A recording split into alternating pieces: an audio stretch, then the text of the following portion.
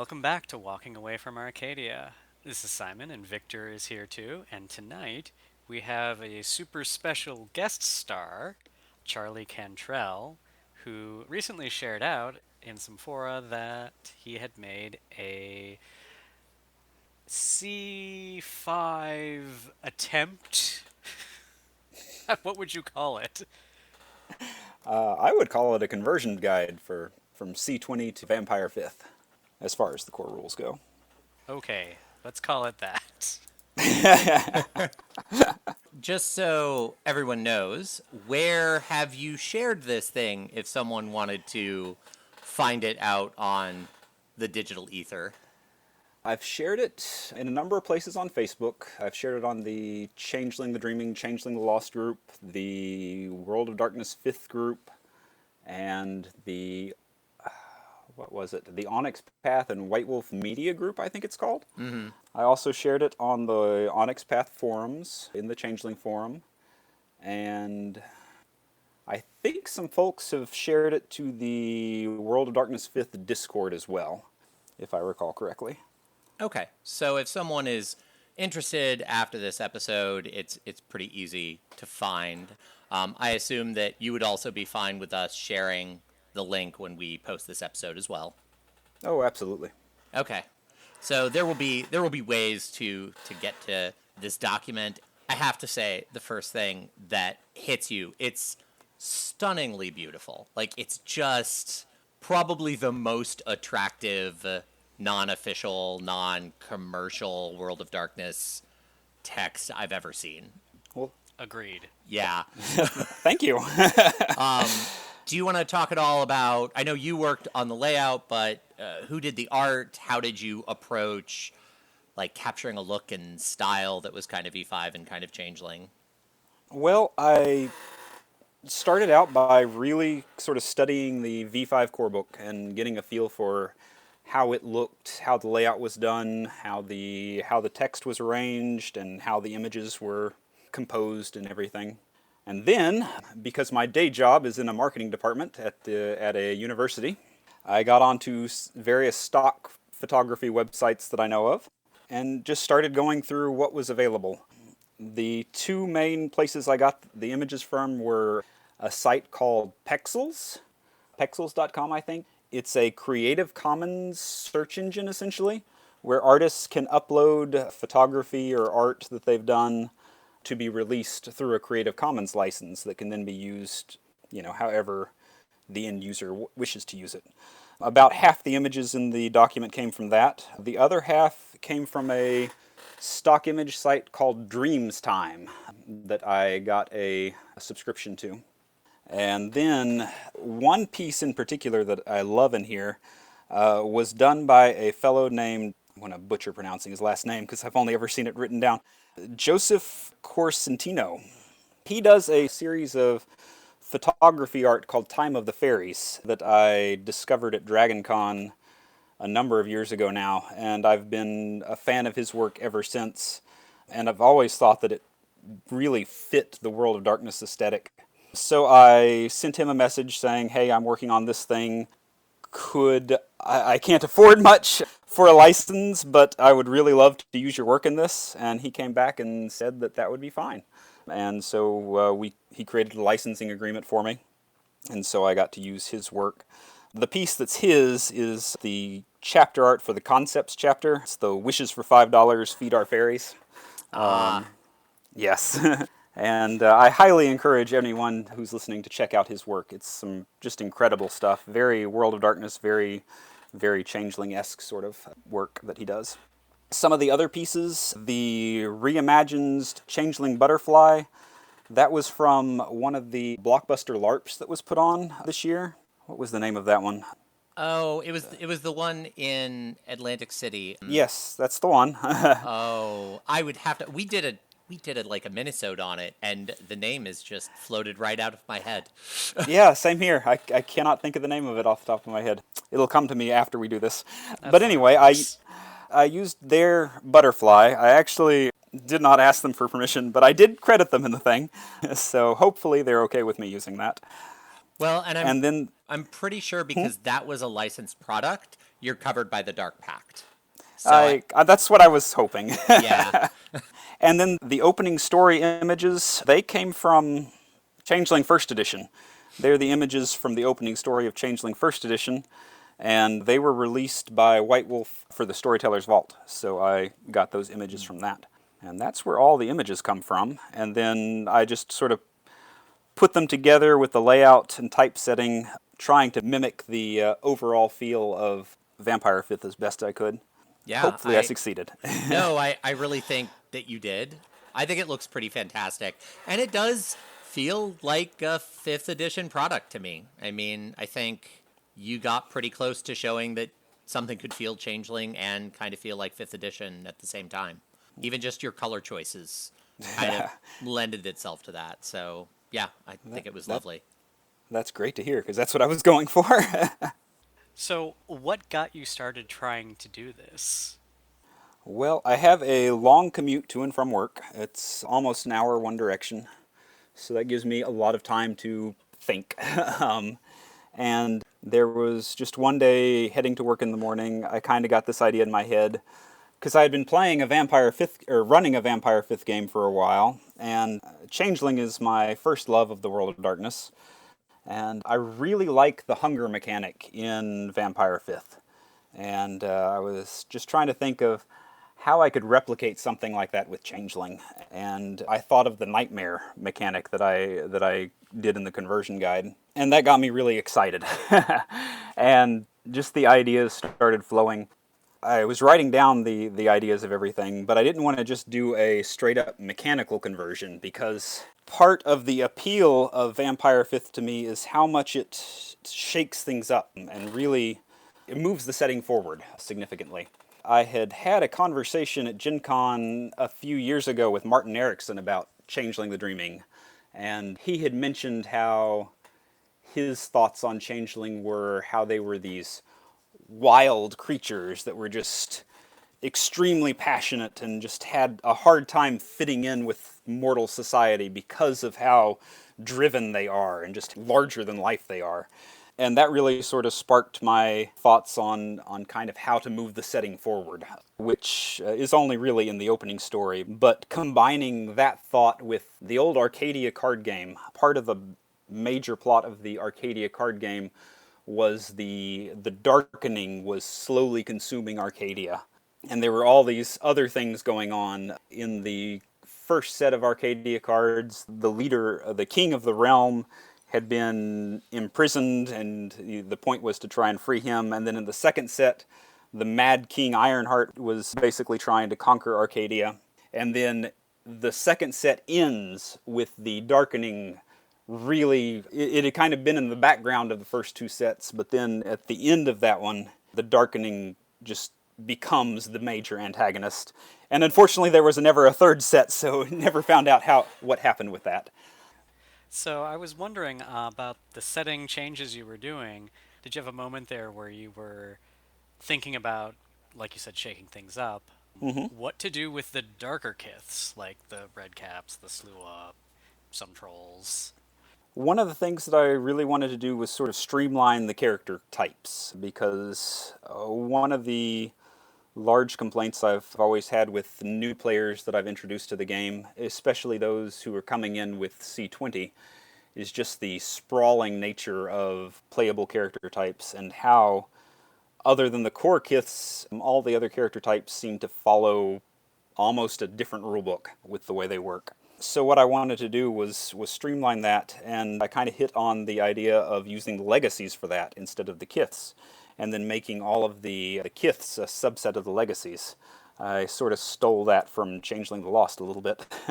When I was looking at all the kiths and trying to figure out how to organize them into the legacies, those darker kiths like the red caps, the Slua, and other such things, that was something that I definitely wanted to keep. So I came up with the Terror legacy, and the way I spun it, I actually took a little bit of inspiration from Beast the Primordial for how to spin them and make them the good guys while still being a force of darkness and terror and everything like that. And so I made them based around instilling fear in people, but it's fear with a purpose, not mindless fear, to sort of scare people straight or to make them wary of things that they shouldn't do. Since that's really what a lot of fairy tales came from originally, is warning tales. Don't do this thing, otherwise the fairies will get you. Where in reality, you die. That sort of thing. So that's kind of what I wanted to do with them, to keep them on the side of the player characters as playable characters while still maintaining their darkness. Yeah, I liked the legacy and then subsection system to define the kiths. The thing that I thought was interesting in the way that you approached it is where I've seen this attempted before, you tend to get oh, here are the default kiths, and coincidentally, they're all the main kiths who are all European, and then derivations of them that are from other parts of the world. And you very much seem to avoid that, not just in the fact that you start from completely abstract concepts and then here are all the options instead of starting with a European default, but also you sort of seem to flip up the order that you mention the kiths in a given legacy, in terms of what culture is represented first. Is that something you did intentionally, or how did you think about that when you were designing it? Well, it was partially intentional and partially a happy accident. The intentional portion was I wanted to make Changeling a global game. One of the complaints that Changeling gets a lot is that it's so European centric. Part of the reason why I wanted to do the legacies was to globalize it so that you had these fundamental aspects of stories that appear worldwide, and then the kiths become the culturally specific manifestation of that particular aspect of story.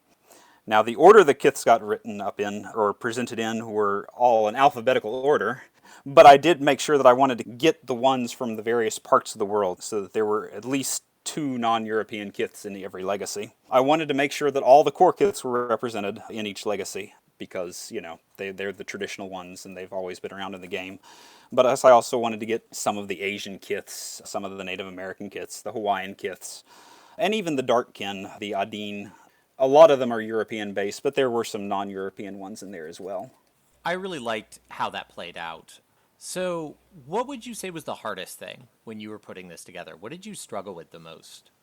The part that I struggled with the most was coming up with legacies, honestly.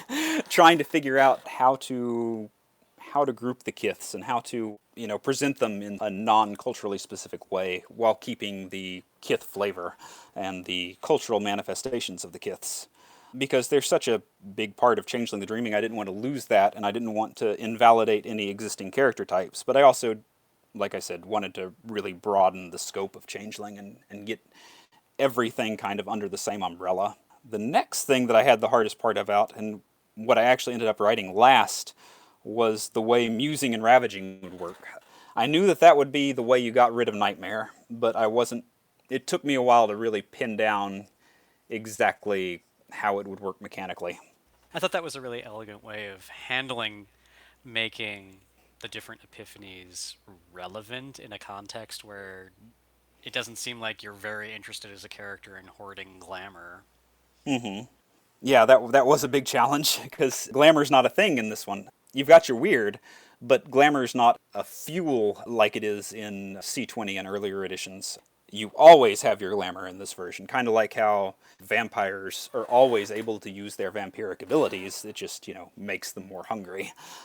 Yeah, the other thing you did there that was a really radical departure that I thought was really interesting, and I could have read a couple of pages about it, was the way you handled seemings. Because the idea that you're using your seeming to hide from reality's infection detection system is so much less of a weird abstract pain in the ass than the way seemings have been used before. Yeah, Thank you.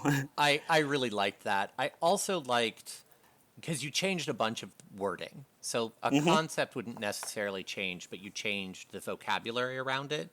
Yes. And at first I wasn't sure how I'd feel about that, but most of the changes seemed like they really assisted theme. I think my favorite was moving away from the term chimerical and towards the hidden, because I mean, especially if you know what chimerical means as a word, you get into that real reality and fake reality dynamic that just ruins changeling games. But also the idea of the hidden, just it seems so much more explainable to players, because explaining chimerical reality is a bit of a struggle. Um, Yeah, and with that the that was hidden, it's a lot easier to reach for, the invisibles. yeah. yeah, that was the idea behind that, because I really wanted to make this one a bit more easier to grasp the divide between the chimerical and the mundane, and I thought changing the name of the term would go a long way to that, and also give it a bit more of a fantastic feel, at least in my mind, calling something the hidden as opposed to chimerical. It just seems to add a hint of almost mystery to it that Chimera just doesn't seem to carry. So, So also, just out of curiosity, have you play tested this much at all? not really.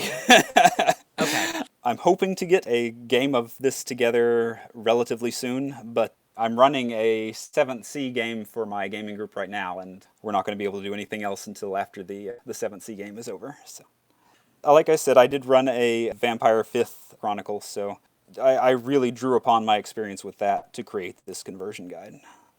Part of the reason is I was curious. I'm super curious how these changelings play, because one of the defining flavors that I found about changelings in their previous edition is the for a brief shining moment I can be an unrequited god, and then oh dear god, I'm burned out. I need to run away. I didn't finish this fight with that one strike.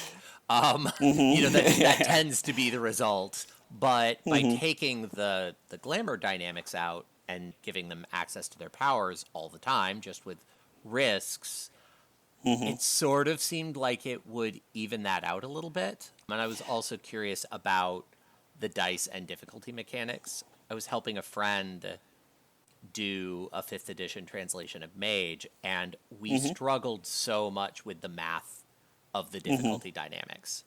Just finding the right dice pools and balance, and the thing that we discovered is really low dice pools, like very starting characters, end up at a really bizarre disadvantage, but as your dice pool scales, like the Yeah. scaling is just very different. So I was just curious if you'd played around much with the difficulty you set for arts and how that plays out. It sounds like there isn't a ton of that yet. No, there's not really been any playtesting, and if anyone actually does use this in an actual game, I would love to hear how it goes. But no, what I tried to do is I tried to use the difficulty range in Vampire 5th and sort of scale things to that. So for casting a cantrip, for example, I kept the way the bunks work about the same and the way they reduce difficulty about the same. But since the 5th edition is all about getting the number of successes as opposed to a target number on the die, the default number that you're going for is always a 6 or higher. So you want to get more of those successes. So looking at the difficulty ratings in Vampire 5th, so you've got 1 is your base difficulty, a single success is the base difficulty, and then it scales up to a 5 as being, the impossible one. For casting cantrips, before you use a bunk, it's a difficulty 5, and then the levels of the bunk bring it down by 1, to the point where you could actually, with a level 5 bunk, get it down to a 0 difficulty. And the way I wrote that is that if you use your level 5 bunk, you just get an automatic success, and then your roll gives you extra successes on top of that to help you with, the scale of the effect or the duration of the effect or whatever it's doing. And I thought that was very thematic, because if you're going to go through the trouble of getting a level 5 bunk, it should be a very powerful effect. You shouldn't really have to worry about failing at a level 5 bunk. It should just be not whether or not I succeed, but how much do I succeed by. Does that make sense? Yeah, it does. So the dynamic that I struggled with when helping my friend with Mage, and that I was sort of thinking about mathematically here, is like in my Changeling game, I have a number of players who decided, okay, I want to be the generalist.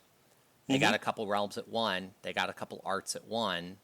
And if, the rubber hits the road and they're like, all right, I'm rolling 2 dice and difficulty's 8 because I'm not doing anything because I don't have time for a bunk for whatever crazed reason, there is still a chance of success. But even with double 10s in the V5 system, you double your successes. That only gets you to a 4. And so that's the sort of scaling dynamic that I was wondering if you'd done, like, the math crunching on that. And if you want that to be the dynamic, like, you need... What's your view on, like, the Ultra Generalist Changeling? The Ultra General's Changeling, I don't know. I've actually never run into anyone who's done an Ultra Generalist before in any game that I've run. Everyone likes to get their niche in the group and kind of just run with it. So I tend to have, everyone has their art, or at least it seems like that's the way it goes. In the games that I've run, the players very rarely have much overlap in their arts. There will be some overlap in realms, but usually not with the arts. I think this is probably the result of having some inexperienced players in my current group, and they sort of were overwhelmed by the nature of the arts of the realms and just went, cool, I'll just take a bunch of stuff. It's shocking how many magic rolls in my current chronicle have 2 or 3 dice in their pool. And I always look at them pick up their dice and think, okay, that was a choice you made at character creation. But I think because I've been dealing with that, I looked at the math and I thought, well, these characters would not translate well. There's a sidebar in the Vampire 5th book talking about how it's possible to, not real regularly, but more often than you'd expect, have just a stupid number of successes come up because of the way the tins work and everything else. And the advice in the Vampire book was just run with it. It'll make your game more interesting if you don't try and fight it and if you just go with it. In the Vampire game that I ran, I actually found that to be the case. People were getting 5 or more successes, not super often, but, more often than they would with earlier editions of the game. And so that's kind of the experience that I was kind of keeping in mind with this, was that people will roll a large number of successes and just have fun with it and just roll with it and let them be a powerful supernatural being, and everyone will enjoy it even more. I don't know about Victor, but I pretty much completely missed 5th edition so far. So all of this is new information for me. Nice. Well, you should check it out. I really enjoyed the Vampire 5th game that I ran. Your treatment of 5th edition for Changeling conversion is the first time I've looked at something and been like, I might have to get the Vampire 5 book. Mission accomplished. Yeah, I totally agree with you on the wild number of successes thing. And when I was we did a bunch of, not full play testing, but like, okay, we'll sit down and what have we done with these M5 rules, and let's do a theoretical character sheet and do like an encounter and just how do the dice roll. We didn't have time for full games. And I definitely ran into when you only have a couple dots in the new system, it's brutal because it's based on number of successes. But because the target number per die is so low and successes double if you get 2 10s, I think I'm stating that correctly, it does scale up very quickly. It's basically like there's a minimum dice pool for viability, which with an art plus realm combo, there's definitely like I want to get into a new art. And if really what I care about is that first power, but like I'm not viable till I buy other powers I might not care about. There's a little bit of that potential there, but once you're at like 6 dice pool, no, you have a good chance of blowing it out of the water. I totally agree with that. So in 5th edition, you don't have the cantrips based on skill roll anymore? It wasn't in C20 either. It was art plus realm in C20. Yeah. So. I remember hating that so much that it got burned in my brain. I never liked using skills for powers, and I think the Vampire still has it, even in 5th edition, and it's the one thing about Vampire, and maybe Werewolf Gifts, I think, where it's like, it opens a door to min-maxing, and abilities are so cheap. I don't like the character creation and development dynamics that it creates. I much prefer, like, the Arete, art plus realm dynamic, I find it just makes a cleaner character and people are more open to buy the things that will either make them powerful or that match character creation. And I usually require my players to spend like roughly a third of their experience up sheet, as I call it. Yeah, I like how that breaks down a lot more. I also eliminated Fae in this one because to kind of help that a little bit because one less realm to buy. And also Fae always seemed a little bit superfluous to me anyway, so. Yeah, I also, especially right now in my current campaign, players didn't all want to play Cathane, so we have a Ghislaine Cathane split going on, and I softened it by saying if you're part of the same general story, basically using the legacy idea without officially having legacies, like, okay, two house spirits are going to see each other and recognize each other and can act on each other without the Ghislaine split because they're part of each other's story. Whereas a noble Cathane who sees like a Hawaiian house spirit might still be very confused. It Yeah. softened it, but there's still just a lot of cheating realms within the party. Oh, I need to buy these specific things so I can heal my friends, and it's not a fun dynamic, to be honest. I yeah, the more I play with it, the more I'm like pretty okay with ditching Fae. Yeah, I ran a Changeling Chronicle that lasted a number of years, and it ended up that everyone had Fae 5 because they all wanted to affect their stuff. And you needed, what is it, Fae 3 or higher in order to just affect your own stuff. And so we had the Knocker, who was like this incredible machinist, and he really didn't end up with much prop. He ended up with Fae 5 because everything was chimerical that he was building. It always seemed a very strange balance to me, the way that shook out. And the more I thought about it, the more it just seemed like the other realms could do everything that Fae does already. And so over time, I just got to the point where I was like, Fae is kind of redundant. I feel like there's one exception to that was only really introduced in C20, and that's the I'm going to target your cantrip with a cantrip, which I have used as a storyteller. I've tried to pitch that to players, and I tend to get blank stares like, look, this system is weird enough already. You back off. But Oh no, my players have been doing that since early second edition with Fae 5. So yeah. So, I mean, yeah, the like, I can target a true wellspring of the dreaming. I can literally rename a freehold. There has been some of that in my current chronicle too. yeah, but I Don't. folded that into nature and prop. So like essentially glamour that has been worked and shaped becomes prop 5, and then unworked glamour, just natural glamour or natural well springs of glamour, or just glamour that's around, that becomes nature 5. So it can be used by other things as well. So So you would use prop to target another cantrip then? totally. Interesting. And then nature for an unleashing. Okay. I can definitely see the nature for an unleashing. I feel like the prop for targeting a cantrip feels a little bit weird. I wonder if there'd be an opportunity to like flip up the terminology of prop a little bit. Probably. Yeah. I mean, I can see a model for this in my head that works. I feel like the entirely prop paradigm would need to be expanded a little, but I like spreading it out like that. Is this still a work in progress? I've had some thoughts since I did this, but by and large, as far as this particular project goes, I consider it done. The only thing that I never really worked out that still bugs me is a way to do an anime in this system, in this conversion guide. If you'll notice in the legacies, the anime do not show up, and that is on purpose. Especially Because with I you really, making the dreaming a lot more hostile, something that uh has huh, permanent connection is out of yeah, place. yep. So I haven't figured out a good way to bring them into this setup, but I do really like the anime, and I want to figure that out. And so I'll probably keep noodling on it for a while. But by and large, as far as the conversion guide itself goes, I think it's in a state that I'm pretty happy with.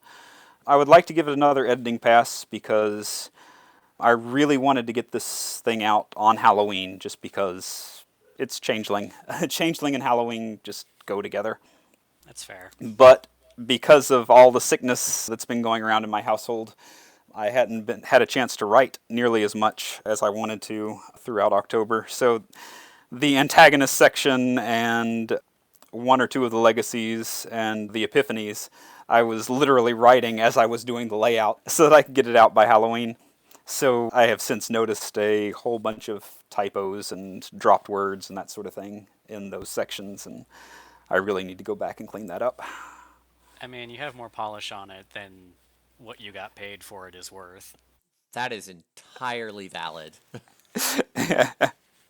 So maybe it would be worth diving into the antagonists a little bit because you mentioned that. Okay. This is an area where you did a fair bit of, renaming things, but they're really all pretty recognizable concepts from C20. Can you talk a little bit about some of the rebranding you did and what motivated it? Why you built the antagonist the way you did? Sure. I did rename them, most of them, the branded, the fell, and the frozen. I wanted to give them a term that really, at least in my head, felt more universal than the names that they've traditionally had, like the Thalane and the Dauntain and the Autumn People. The reason I renamed the Autumn People was because the Evernight is here, and in earlier editions that would have been called the Endless Winter. So these aren't Autumn People anymore. They're not harbingers of anything. The Endless Winter is here. So I renamed them the Frozen, kind of as a nod to the Endless Winter. And also because I thought that the name the Frozen had a bit more of an edge to it than Autumn People does. Autumn People just seems like a softer sort of term to me. And then the Fell, the Thalane, just the sound of it, it's almost like a play on Kithane, and same way with the Dauntain. And I wanted to get away from the Eurocentric name Kithane. That's why the term Kithane only appears once in this entire document. I really wanted to go for the term changeling or fae for changelings in this one because Kithane just sounds so European centric to me. And so, with that in mind, I wanted to get away from the term Dauntain and Thalane since they kind of grow out of the term Kithane. So, for the Fell, once I had in mind the way the darkening would work and how changelings could fall to the darkness, then the term fell just sort of fell into place because that's a term that's been used in Changeling before to describe nightmare creatures of the dreaming. And then these are also fallen changelings, so the fell really fit perfectly. And then the branded, in C20, the Dauntain got kind of reimagined to be these broken creatures of dream that have been exiled by the dreaming and marked with brands to show that they've been outcast from the dreaming. And so the term branded just sort of, I thought, fit. And also kind of, once again, gave them a much more sinister sounding name than Dauntain does. And then the Tithed, I actually just used the name that they originally had. The Tithe were originally in the Time of Judgment book that got released when the World of Darkness originally ended.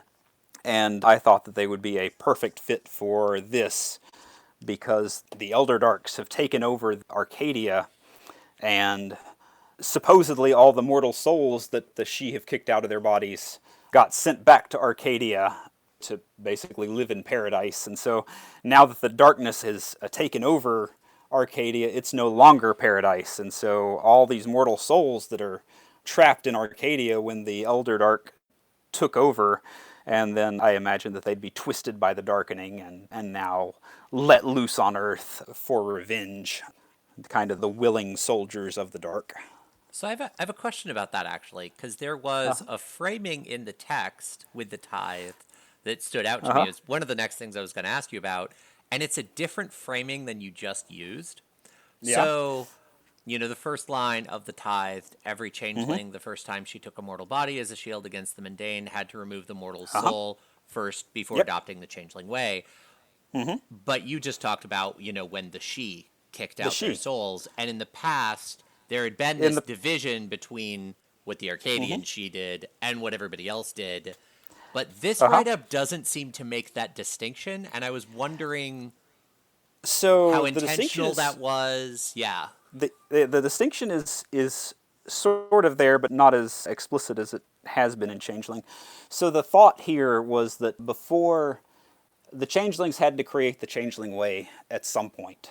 Mm-hmm. And before that, the only option they had was the same sort of way the she did things.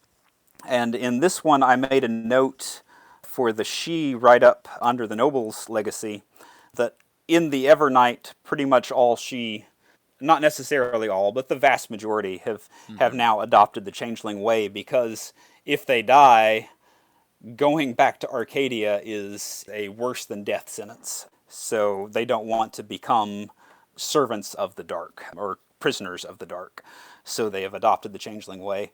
So the assumption is that the she are the most recent to have kicked out a mortal soul, but the traditional changelings who have undergone the changeling way for multiple lifetimes now, that first time that they took a mortal body, they had to kick out a mortal soul, and that mortal soul was still kicking around in Arcadia, and now it's back. So everyone has to sort of pay the price of survival, is the idea.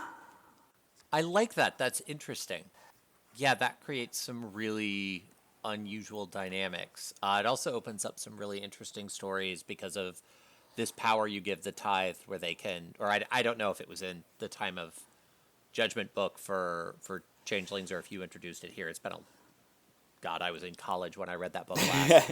But about the tithed being able to come and take over the mortal seeming of the changeling when the changeling is otherwise occupied. I assume that's Mm-hmm. not literally possessing their body since they're in it, but more when they're off in the dreaming doing ridiculous quests, the tithe can impersonate them.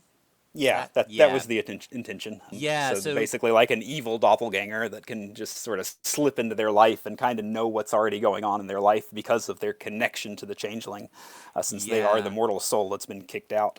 No, but I mean, that's an interesting idea for someone where that mortal soul was maybe alive in the late Renaissance or Mm-hmm. the Victorian period. And they're maybe they can still do it, but there are Mm-hmm. tells, really obvious tells. Like, I could see Yeah. just a very unnerving creature out of place story there. Uh huh. Yeah, so the tithe are the thing that I found most interesting. I think largely because I didn't remember them from the Time of Judgment book, but now I kind of want to go back and look at that again. You should. I thought they were neat. They've always stuck out to me ever since I read Time of Judgment way back when it first came out, and I've never really had an opportunity to use them in a game. There wasn't really an opportunity to put them in C20, but I thought that they fit pretty perfectly in this, so that's why I sort of reintroduced them in this. One thing I'd be curious about your guys' thoughts on, I introduced a concept in this called dream manipulation that has never really been in Changeling before, but it's something that I thought really should be, because I kind of ended up sort of cutting off the dreaming properly by having it being taken over by the darkness, and it's now a very hostile realm to changelings. But I still wanted them to be able to interact with dreams, so I did the dream manipulation so that a changeling could basically enter an individual's dream and manipulate things from there. What did you guys think of that? I read it, and it's one of those weird things where I keep going to, oh, Changeling the Dreaming, why can't you be more like your unattractive younger brother, Changeling the Lost? Because Changeling the Lost has a really decent system for handling that sort of stuff. Mm-hmm. And Changeling the Dreaming's always had, and well, almost always had, Oniromancy as an art, which fills that gap, sort of. Sort of. But it's always been a place that I've always done in Dreaming. If the story needs to go there, the storyteller can contrive a way to make it to happen. Mm-hmm. So, honestly, my little headcanon book for that kind of bumped into your like 3 paragraphs on it. Went, oh, that's interesting. Yeah. Yeah, that's the thing. I didn't really have, since this is just a fan work, I didn't really want to spend a whole lot of word count on things, so it's a very brief sort of look at it, Yeah, but I did want to yeah. include it. So I Yeah, read it and I kind of went, it's kind of like hedge duels. It'll work. Yeah, I mean, I looked at it, and there's definitely overlap with Onirmancy. I mean, the Dreamwalking is the first level of Onirmancy, and you can do most of the things with that power if you have the Onirmancy art. Yeah. The thing that the thing that's weird about Onirmancy to me is I like it. I like how it works. I recently pushed one of my players like, "Hey, you should take this." No, really, you should take this because nobody in the group had it.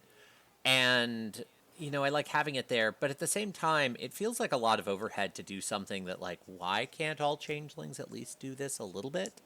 Yeah. I like the idea of at least being able to walk in to a dream and engage with it as a lucid dreamer is a thing that any changeling could do. And then Onirmancy could be, all right, no, I can really throw my weight around once I'm in here. That would be something that I could see some changelings being better at than others. Yeah. So I mean, I think if I were to use this system, I would probably replace the first level of Onirmancy because it becomes very redundant. But I think I'd prefer that. Yeah. That sounds like a great idea to me. So. So I have a question on that. Uh-huh.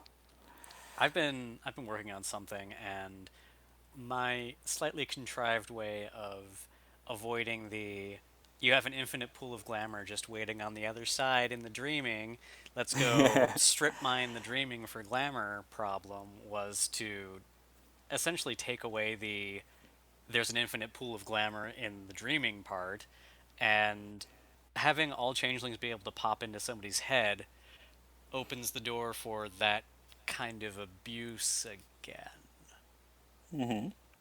Well, there's no glamour in this system, so you have to worry about nightmare, but you don't ever have to worry about running out of glamour, period. So you can But if you always epiphany somebody in their dreams, do you get rid of nightmare? Oh, that's a good question. I didn't even think about that. Could you ravage somebody in their dream? What would happen to you if you ravaged somebody in their dream? Huh. I mean, I would think you could. There's enough media about that concept, Oh yeah, totally. Yeah. Totally going all Freddy Krueger on somebody? Yeah. I mean, Freddy Krueger in the extreme, but like even Dreamscape, The Cell, Paprika, they all have some version of that. Oh, it'd be really cool if you could just like jump into somebody's dream and then like unload your nightmare and then like try to get away from it before it goes off. Oh, I love the idea of doing that, but running a very high risk that the mortal will find you. That their dreams will lead them to you. And like you can do it a little bit and it's a dick move but safe. But if you go over the invisible line, you end up creating a marauding, frozen that just wants to eat your face. Oh, I love it. I love that. That's awesome. I just want to say thank you, Charlie, for joining us. This was a fascinating conversation. I think what you put together here is really thought-provoking, and it's really interesting. I want to play around with it at some point with the right group of players. We'll be including a link to the World of Darkness 5th Changeling the Dreaming crossover document when we post the episode. I hope everyone has a chance to go out and take a look at it. It's a lot of fun. And yeah, I hope that you all join us for our next episode whenever it happens to come out on Walking Away from Arcadia.